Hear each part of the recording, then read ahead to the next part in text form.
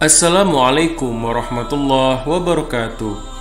Sahabat beriman, pernahkah merasa ingin sekali bicara dengan seseorang, tapi orang itu justru memalingkan muka dari diri kita? Jangankan bicara, menatap pun ia tak sudi. Bagaimana rasanya? Tentu menyakitkan, bukan? Bayangkanlah, jika sosok tersebut adalah Sang Khalik, pencipta alam semesta, Allah Subhanahu wa Ta'ala. Bukankah Allah adalah Tuhan yang Maha Pengasih, Maha Penyayang, dan Maha Pengampun? Sungguh menyakitkan jika kita dimurkai oleh Sang Maha Pengampun. Tahukah Anda bahwa di hari kiamat kelak ada 3 golongan yang tidak akan ditetap oleh Allah Subhanahu wa Ta'ala, tidak akan diajak bicara, dan juga tidak akan disucikan olehnya? Siapa sajakah 3 golongan yang akan merugi tersebut? Namun sebelum itu, jika channel ini dirasa bermanfaat, silakan like, komen, dan subscribe agar channel ini dapat berkembang serta dapat memberikan manfaat bagi kita semua. Karena sebaik-baik manusia adalah yang bermanfaat bagi orang lain. Tanpa berlama-lama lagi, mari kita langsung ke pembahasannya. I love you, Allah. Rasulullah Shallallahu Alaihi Wasallam pernah bersabda, ada 3 golongan yang tidak akan Allah ajak bicara pada hari kiamat, tidak akan Allah lihat dan tidak akan Allah sucikan, serta baginya azab yang pedih. Rasulullah mengulang sebanyak 3 kali. Abu Dzar bertanya, siapakah mereka wahai Rasulullah? Sabda beliau, Al-Musbil, laki-laki yang menjulurkan pakaiannya melebihi mata kaki. Al-Manan, orang yang suka menyebut-nyebut sedekah pemberian. Dan pedagang yang bersumpah dengan sumpah palsu. Hadis riwayat Muslim nomor 106. Hadis di atas menerangkan tentang sikap Allah Subhanahu wa Ta'ala yang mendiamkan ketiga golongan di hari kiamat. Menurut hadis di atas, ada 3 golongan yang akan didiamkan oleh Allah Subhanahu wa Ta'ala. Bahkan tidak hanya didiamkan, tetapi juga tidak diperhatikan dan tidak akan disucikan oleh Allah Subhanahu wa Ta'ala. Mereka itu adalah: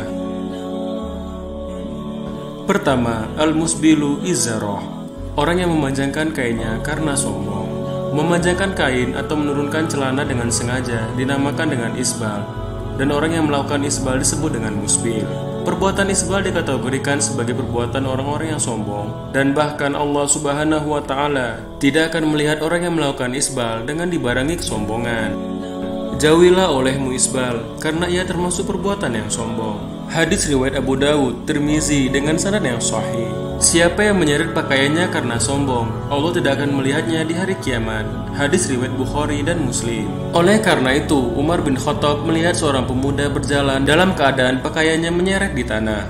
Ia berkata kepadanya, angkatlah pakaianmu, karena hal itu adalah sikap yang lebih takwa kepada Rabb-mu dan lebih suci bagi pakaianmu. Hadis riwayat Bukhari. Adapun ucapan Nabi Shallallahu Alaihi Wasallam kepada Abu Bakar As-Siddiq radhiyallahu anhu ketika ia Abu Bakar berkata, wahai Rasulullah, sarungku sering melorot lepas ke bawah, kecuali aku benar-benar menjaganya. Maka beliau bersabda, engkau tidak termasuk golongan orang yang melakukan itu karena sombong. Hadis riwayat Bukhari dan Muslim. Maka wajib bagi setiap muslim untuk berhati-hati terhadap isbal, dan hendaknya ia takut kepada Allah ketika melakukannya. Dan janganlah ia menurunkan pakaiannya di bawah mata kaki dengan mengamalkan hadis-hadis yang sahih ini.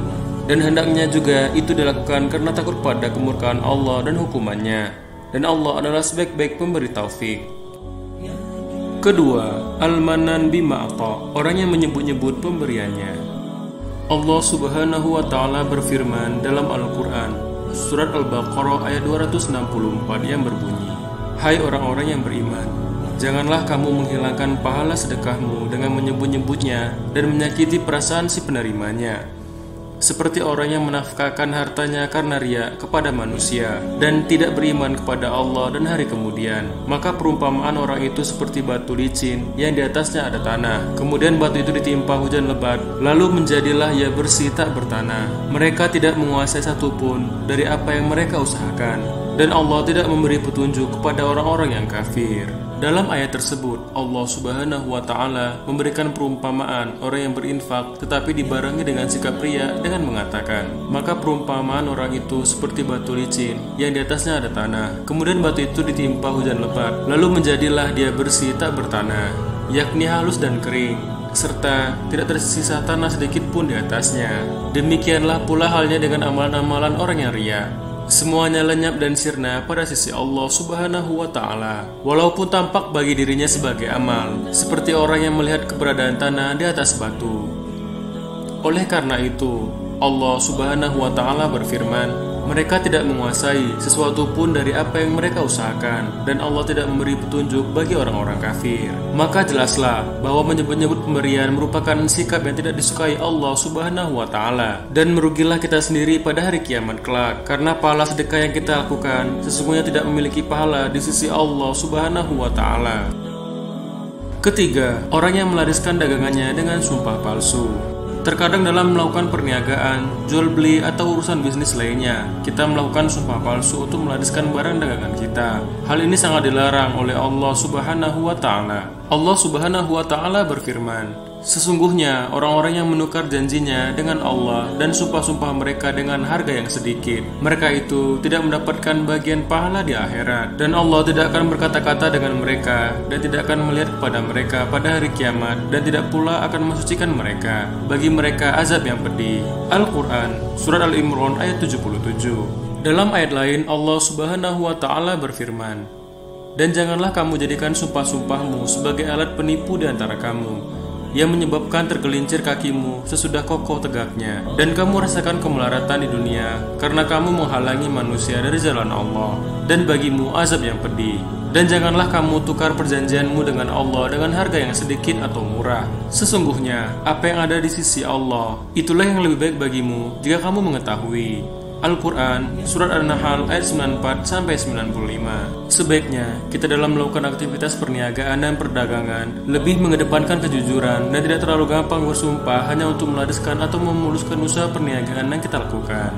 Jujur merupakan sifat yang terpuji. Allah menyanjung orang-orang yang punya sifat jujur dan menjanjikan balasan yang berlimpah untuk mereka. Termasuk dalam jujur adalah jujur kepada Allah, jujur dengan sesama manusia, dan jujur pada diri sendiri. Itulah beberapa hal yang menyebabkan manusia tidak akan diajak bicara oleh Allah Subhanahu wa Ta'ala pada hari kiamat kelak. Semoga Allah Subhanahu wa Ta'ala memberikan naungan kepada kita semua di saat tidak ada naungan selain naungan Allah Subhanahu wa Ta'ala. Wallahu a'lam bishawab. Wassalamualaikum warahmatullahi wabarakatuh.